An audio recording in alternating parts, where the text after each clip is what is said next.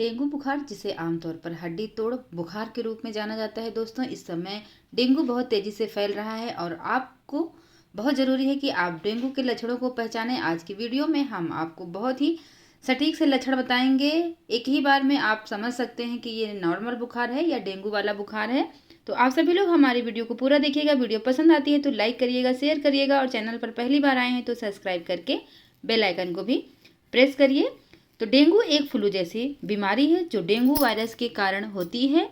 यह तब होता है जब वायरस वाला एडीज मच्छर किसी स्वस्थ व्यक्ति को काटता है। यह रोग मुख्य रूप से दुनिया के उष्ण कटिबंधीय और उपोष्णकटिबंधीय क्षेत्रों में पाया जाता है। डेंगू 4 वायरसों के कारण होता है जो इस प्रकार है। एक है DANV1, DANV2, DENV3 और DENV4।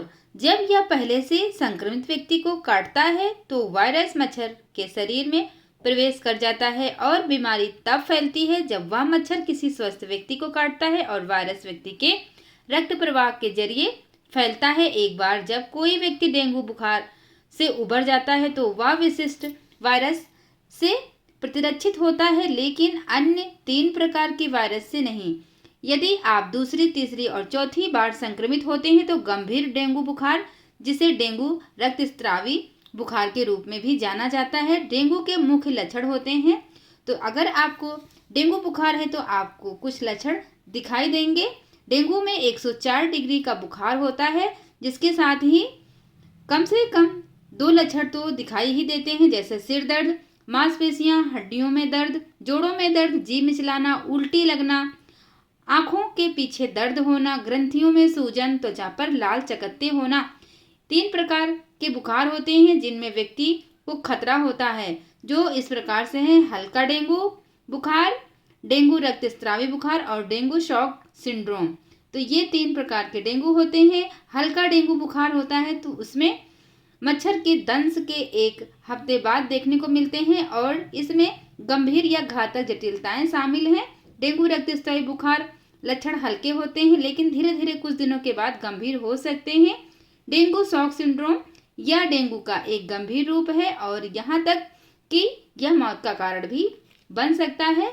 डेंगू बुखार में साफ सफाई, स्वच्छता का सबसे अधिक महत्व है, तब तो और भी ज़्यादा जब आप स्वस्थ नहीं होते हैं। मरीज यदि नियमित स्नान नहीं कर सकता तो स्पंज से स्नान का विकल्प चुन सकते हैं। आप स्पंज जरूर कराएं। नहाने के लिए उपयोग किए जा रहे पानी में डिटॉल जैसे कीटाणुनाशक तरल की कुछ बूंदें मिलाएं। यह भी सलाह दी जा सकती है कि अस्पताल में मरीज देखने से पहले और बाद में डिटॉल जैसी किसी हैंड सैनिटाइजर से अपने हाथ जरूर साफ करें। कपड़ों के रोगाणुओं को दूर करने के लिए रोगी के कपड़े धोने के लिए डिटॉल का इस्तेमाल जरूर करें।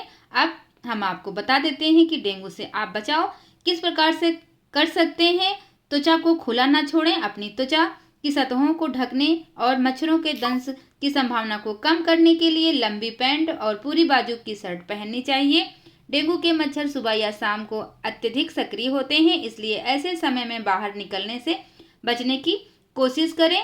मच्छर रोधी क्रीम जैसे ओडोमॉस वगैरह आपको लगाना चाहिए।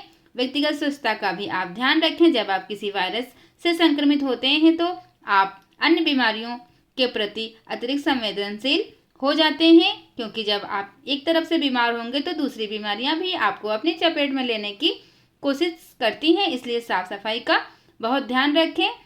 तरल साबुन आपको कई बीमारी पैदा करने वाले कीटाणुओं से बचाएगा, इसलिए लिक्विड वाले साबुन का इस्तेमाल करें। ठहरे हुए पानी को कीटाणु रहित करें। एडीज मच्छर साफ और स्थिर पानी में पनपता है। पानी के बर्तन या टंकी को आप साफ करते रहिए। पीने वाला पानी भी आप ढक कर रखें। यदि जरूरत पड़े तो एक उचित कीटाणुनाशक का भी उपयोग कर सकते हैं। मच्छरों के लिए एक प्रजनन आधार विकसित करने के लिए संभावनाओं को कम करने के लिए ऐसे किसी भी बर्तन या सामान को उल्टा करके रखें जिसमें पानी इकट्ठा नहीं हो सके और सतहों को अच्छी तरह से साफ करके रखें। दोस्तों, तो ये रहे हमारे डेंगू बुखार के लक्षण। वीडियो अगर आपको अच्छी लगी हो तो मुझे कमेंट करके ज़रूर बताइएगा। हम फिर मिलेंगे नेक्स्ट वीडियो में। अपना ध्यान रखें, अपना ख्याल रखें।